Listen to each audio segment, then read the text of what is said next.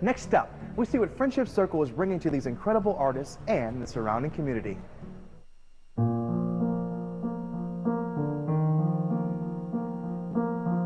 Art is something that really equalizes everyone.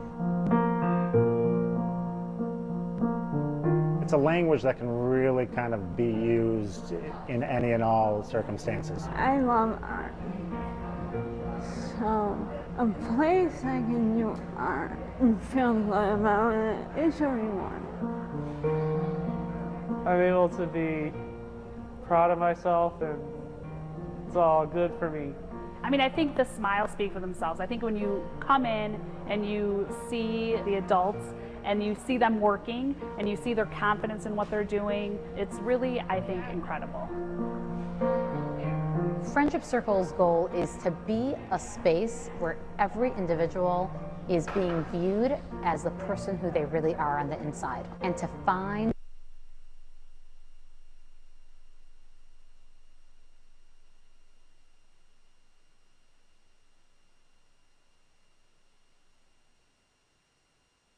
that person's key strengths and allow them to express themselves and be who they are, as well as being there for the general community to teach them about the beauty of people with special needs.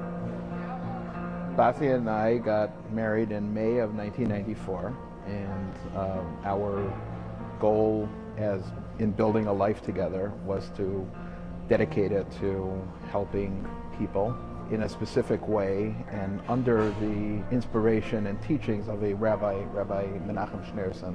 His teaching was based on the fact that when you see a person, see them for the soul that's inside of them, not for the outside. We started with the idea of soul, and we said, what is it that will make a soul shine? And art and cafe both came back as good ideas. Cafe because it lends itself to vocational training that a person can then later go on and get a job in another place, in another restaurant. And also the cafe is good because it brings in people from the community and it exposes thousands of people every month to this beauty, and then they come into the studio. The mission of Soul Studio is to really find the talent within every single human being. Has a special strength and talent. Those with special needs have a much stronger strength in certain areas that you and I don't have.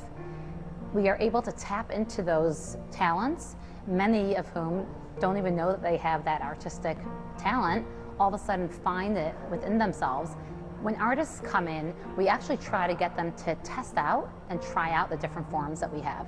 So they could come in and learn how to weave from the first piece of information that they need for that. They do felting here, sewing, purses from scratch, pillows.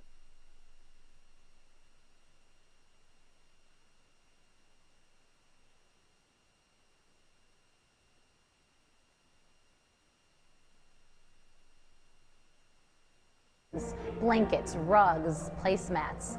We have a laser studio. We have the ceramics, fine art, mixed media, woodworking. We have a Shopbot, CNC router. The artist creates something, it gets sent into the router. Furniture. Printmaking is actually a new one that we have that's been very, very successful. For some reason, our artists really take to that. Some mediums lend themselves more to somebody who may have some motor issues or, in fact, maybe some memory issues, where if they learn how to weave, their muscle memory kind of kicks in and they can go back and forth, and their body remembers it more than maybe their mind does.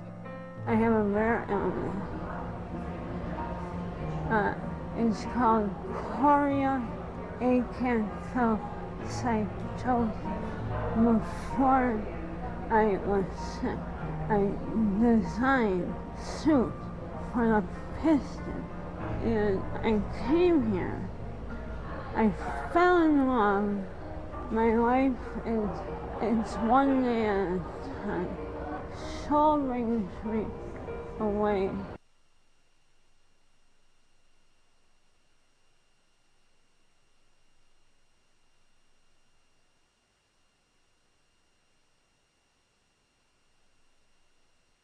from grief and sorrow. I have a disability in art therapy. It is really beautiful, and it's something special and different, and they're not as self-conscious and inhibited, and they're free.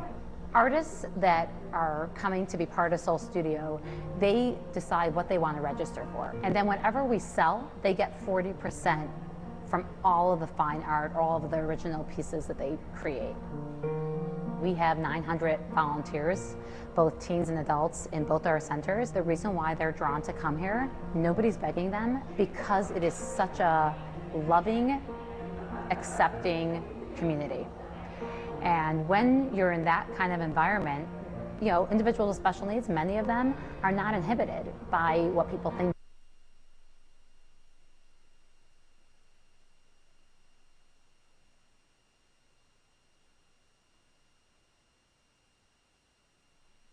Of their work.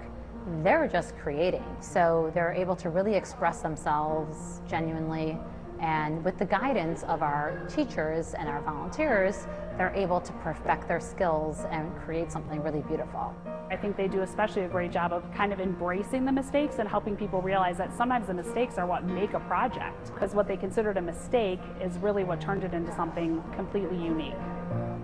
The food at Soul Cafe is the best. We contracted out with Epicurean, and the Milk and Honey is a kosher division of it. They manage our restaurant. Our part of that is that we have our head trainer, Kim Kaplan, who's a retired special ed teacher, and we have 14 participants that come throughout the week, typically 8 to 12 hours in the week. And that's when they are training and learning how to do back of the house work, front of the house.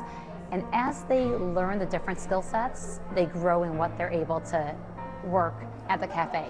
They actually get paid hourly, and they also pay to be trained. I bus tables.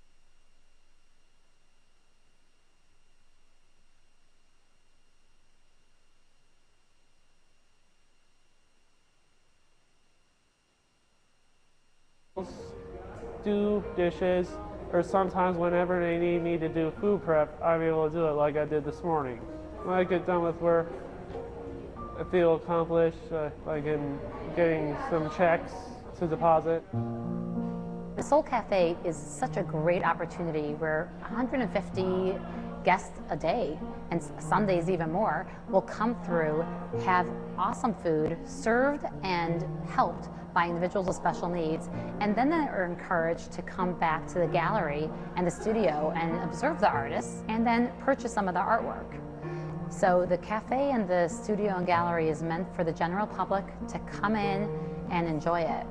Our hope is that by bringing the awareness of what we have, of the beauty of their soul, of the beauty of that each and every one of them brings to the world, we're creating an inclusive society all around, which is important to us.